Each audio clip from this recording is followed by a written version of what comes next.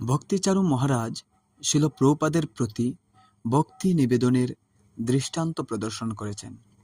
অনন্যেন ভাবেন বা দৃঢ়ম অর্থে শিল প্রভুপাদের একনিষ্ঠ অনুগামী, সেটি গুরু বিষয়ক হোক অথবা মহিলা বিষয়ক হোক কিংবা অন্য যে কোনো বিষয়ক বিতর্ক হোক না কেন, তিনি সর্বদাই বিবেচনা করতেন প্রভুপাদ কি পছন্দ করতেন, কোনটি প্রভুপাদের প্রীতিবিধান করত তার পরিপ্রেক্ষিতে। আমার মনে আছে একবার ইস্কনের অনেক ঊর্ধ্বতন ভক্তবৃন্দ, যারা সকলেই ছিলেন ভক্তিচারু মহারাজের বন্ধু এবং ভক্তিচারু মহারাজ ছিলেন তাদের অত্যন্ত ঘনিষ্ঠ, সম্মানীয় ও শুভাকাঙ্ক্ষী, সেই সময় তারা নারায়ণ মহারাজের কাছে যাচ্ছিলেন ভিন্ন ধরনের কিছু ভাব বা প্রেম ভক্তির শিক্ষা লাভ করতে। এটি ছিল ইস্কনে বৃহৎ একটি ঘটনা এবং এই বিষয়ে মুম্বাইতে একটি আলোচনা সভার আয়োজন করা হয়েছিল। ভক্তিচারু মহারাজ 507 নম্বর ঘরে ছিলেন।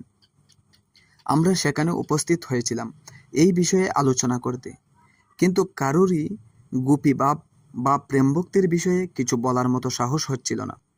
কিন্তু ভক্তিচারু মহারাজ ছিলেন সকলের বন্ধু।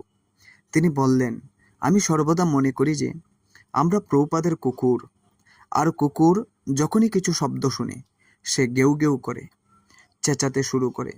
সুতরাং আমরা হচ্ছে প্রভুপাদের কুকুর, এবং যখন আমরা কোনো গণ্ডগোলজনক শব্দ শুনি আমাদের কর্তব্য হচ্ছে চিৎকার করা, কারণ কিছু একটা ভুল হচ্ছে। আর মহারাজের সেই উপস্থাপনাটি ছিল আলোচনার মোড় ঘোরানো কথা। মহারাজ বলেছিলেন যে আমাদের চিৎকার করা উচিত, আর তাতেই সকলে উদ্বুদ্ধ হয়েছিল। তারপর যশোমতী নন্দন প্রভু অতীব সুন্দর একটি পত্র লিখেছিলেন এবং আমরা সেটি জিবিসের কাছে পাঠিয়েছিলাম।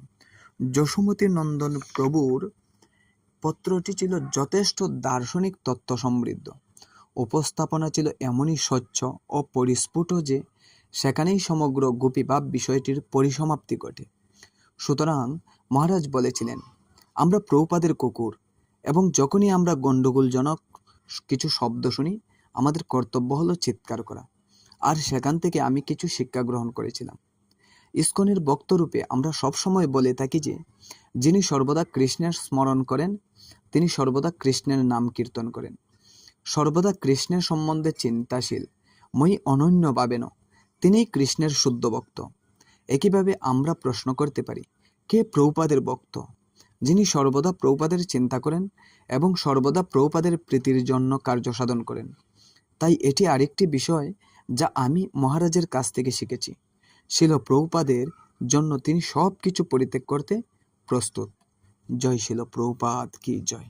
জয় শিল ভক্তিচারু স্বামী গৌর মহারাজ কি জয়।